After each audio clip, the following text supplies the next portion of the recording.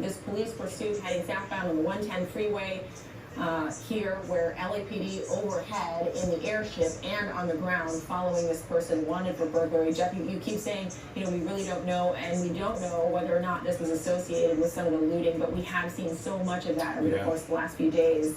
A lot of people drawing parallels to what happened in 1992, which was, a defining moment for the city. At least in terms of historically speaking, an event that so many people remember.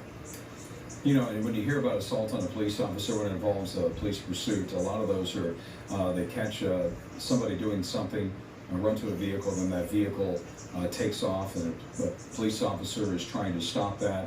So that assault on a police officer could be at the hands of the driver, getting close to, driving to, trying to run over. The police officer is making the getaway. We don't know exactly if that's the case. In this situation, we have scant information at this point in time. Got off of the 110 southbound at this point in time, now onto some surface streets. We'll find out where that is as soon as we have that for you. We'll let you know. But briefly on the highway, going 100 miles an hour back on these surface streets and going through these intersections, once again, a dark area here. I don't see many street lights, and it's being lit up by the helicopter. Other than that, pretty dark area. I have to get an exit here. So this is South LA for sure. I don't think you've actually gotten as far as the 105 yet, but this is a residential part of South Los Angeles. We'll try and get an intersection for you here. Every time we see these suspects blow through these intersections, my heart stops because you just never know. So southbound Figueroa now in South Los Angeles. Yeah, major street, a lot of little neighborhoods tucked in here. Just blowing through these intersections, a different vantage point for you here. That's a good angle because we finally get to see how many units. Of course, this is something police officers will not back off of this one, ladies and gentlemen, because this is somebody wanted for assault on a police officer. So they've got at least 3 units behind. I understand that they have requested CHP, although that was when they were on the highway. We understand LAPD is in pursuit of this suspect, at least 3 squad cars at this point in time, as he is driving away from our chopper, the dark lights and the side streets, driving very recklessly, going through red lights, going through stop signs, going to the right of vehicles, making wide turns. A number of people inside. Look how fast he went right through that intersection. Got to be doing 60, 70, 80 miles an hour? You're right. I mean, this is just, oh gosh. Are we still on Fig or are we on Florence now?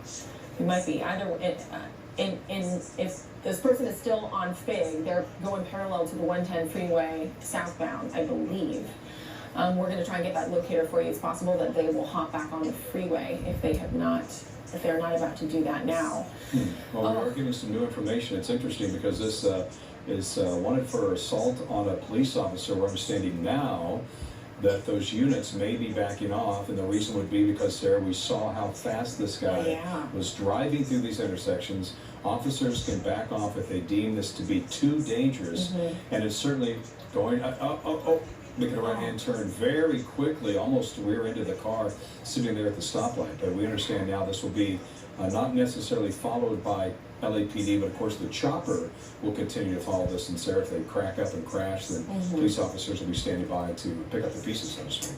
Right. I think that was probably Florence and Western. Now, still in South Los Angeles, staying on major streets here. Extremely, oh gosh, gut-wrenching to watch this person going as fast as they have been in these intersections. So we might see, stopping, and people are hopping out.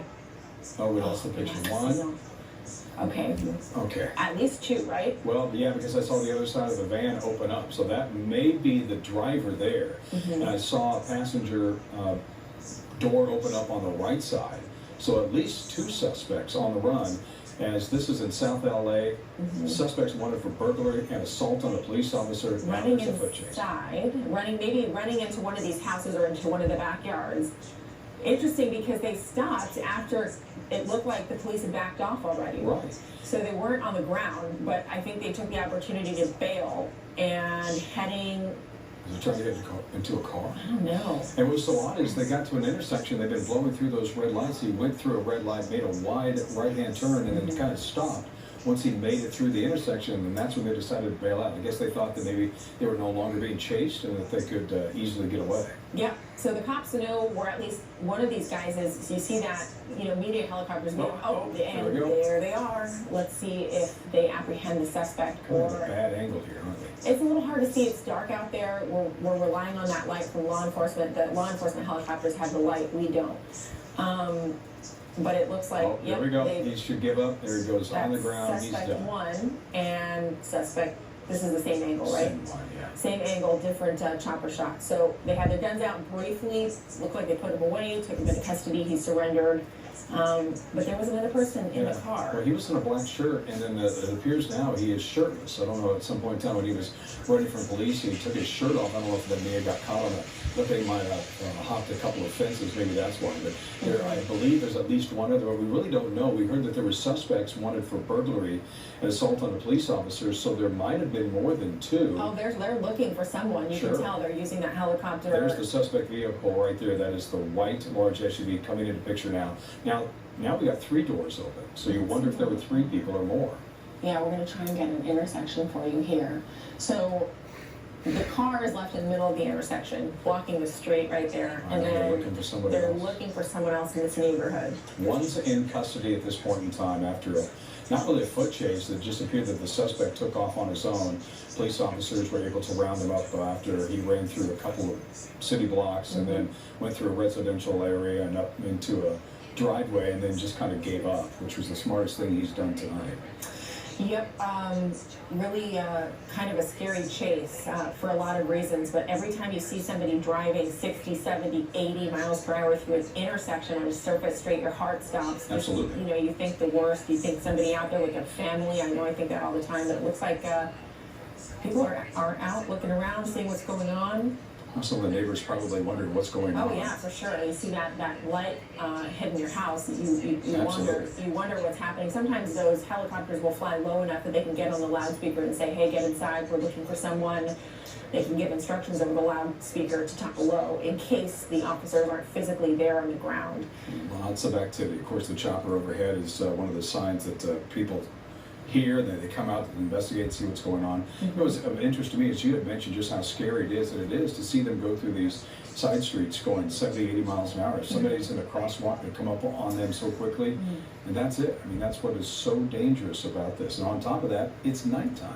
Right, incredibly dark in some places. Yeah, when we were in Hollywood, some of those streets are so narrow. That's true of different parts of Los Angeles where it's almost too narrow to park cars on both sides of the street and have somebody drive faster than 10 miles per hour down the street. So it looks like there is the driver in custody, but there may be 2 other people who were in the car that got out. So now there's this search on foot for those other suspects. That's why you see the officers with flashlights, and then you see the LAPD helicopter overhead trying to help them out. Look in between these houses and apartments here in South Los Angeles. We'll try and get a locator for you from our control room to give you an idea of exactly what the intersection is that we're at here. But the search is underway. And then, Jeff, you have to imagine, so that car is in the middle of the street, they'll probably check it out. And if it was burglary, after all, they may be looking inside the car to see if they took off with anything.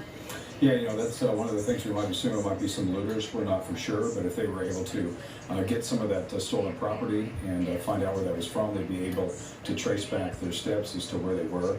And that explains, Sarah, why they had 3 of the 4 doors of that SUV open, 3 suspects bailing out. We saw the driver, we believe, is the one who's in custody now with 2 others. And that also explains why we saw that glow of a cell phone in the back seat of that SUV.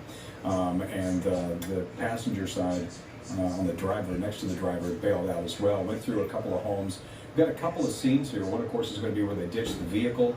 Also going to be where they got the first suspect about a block and a half, 2 blocks away. And that's going to be the 2 different scenes. Still looking for the cross street, if we can get that. This is going to be South LA. It started in Echo Park. They went through Silver Lake, at times going very, very rapidly through surface streets, blowing through every single red light, every single stop sign along the way. Got on momentarily onto the highway, was going up to 100 miles an hour in that big truck, and then took off and got onto Figueroa.